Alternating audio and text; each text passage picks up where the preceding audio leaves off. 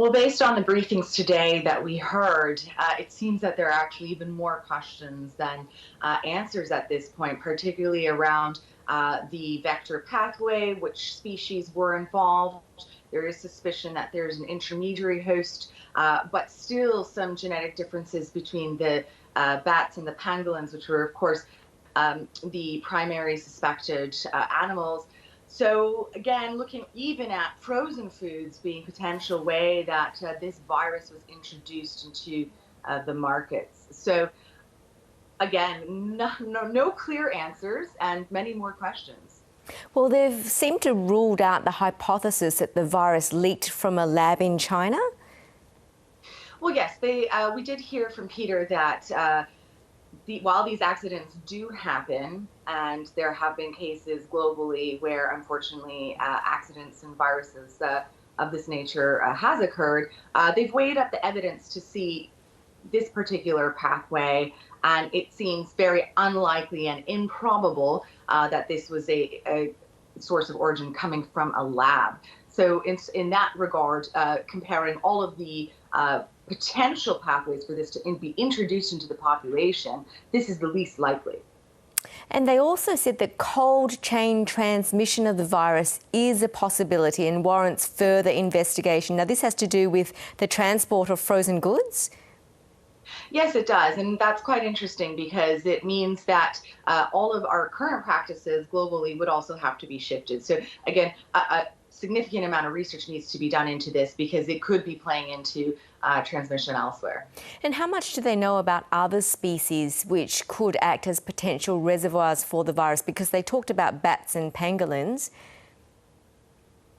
Well, again, we've seen evidence that minks and other animals could also be intermediary hosts, and unfortunately, we've seen also how aggressive measures had to be taken to kill, in Denmark alone, 17 million minks. So we do see that it affects all different types of species, but they haven't really narrowed down exactly what is the best genetic fit yet. So in that instance, we see that it could become more complicated, particularly due to the nature of the wildlife that was being sold at that market. So in a nutshell, they couldn't draw a direct link between COVID-19 and bats and pangolins. Is that correct? So they do believe that I think the theory still stands that this could be the primary source, despite the genetic differences.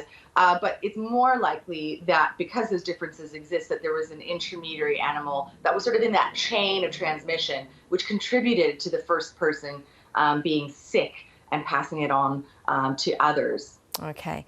Well, it was also found that the virus could have been circulating in other regions before it was identified in Wuhan at the end of 2019. Is that surprising to you? Well, it could be that, again, due to the fact that how it was first identified as an unknown pneumonia, while we suspect that that market played a central role, even if there were, again, we're such a mobile population now, it was so difficult to trace back exactly where the first patient zero or case zero originated from. So in some ways, it is interesting to hear that there could have been elsewhere affected that got brought in. I think they're also looking to see, if these other animals were affected in other countries even. So even that hasn't been ruled out in terms of possibilities as to how did it first get into China, or if that was indeed the site of origin. So I think all questions are still on the table to understand that. And it takes a lot of detective work. This isn't going to be something that can be solved overnight. It's a lengthy process. When we looked at tracing back SARS, it was similar in terms of the complexities involved. In this case, even more so. So I do think that this is going to be quite drawn out in terms of getting more significant or detailed answers. I think today there was perhaps a lack of specificity, but that's also due to the fact that a lot of these investigations just require more time for it to really be uncovered. And I think we might also have to contend with the possibility that we may not know the exact site, but we do know regionally where this disease first emerged. And again, SARS is also related to the same coronavirus family. So we have some patterns in which we could globally prepare for the next pandemic.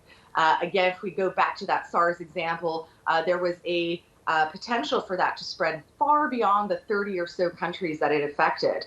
And I think we should be looking at ensuring that those global systems and warning systems really are placed above politics at play. And I think also today was incredibly touchy due to the politics, not just the science involved in this.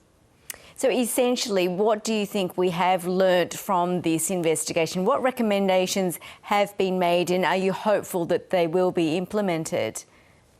Well, I'm hoping that there is going to be a wider crackdown on these exotic animal and wet markets, because we do know that a part of the contributing factor for pandemics of all types of viruses is also this encroaching changing in our demographics. You know, our megacities of more than 11 million people are just growing all over the world, which reduces the habitats for wildlife.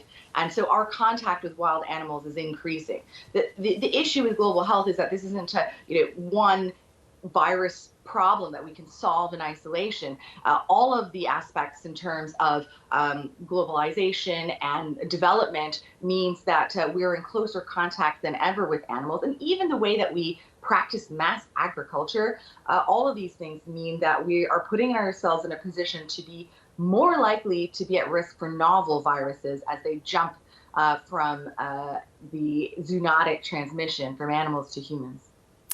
Just finally, do you think we'll ever discover the true origins of the virus? You said that the research will take some time, but do you think we'll ever get there?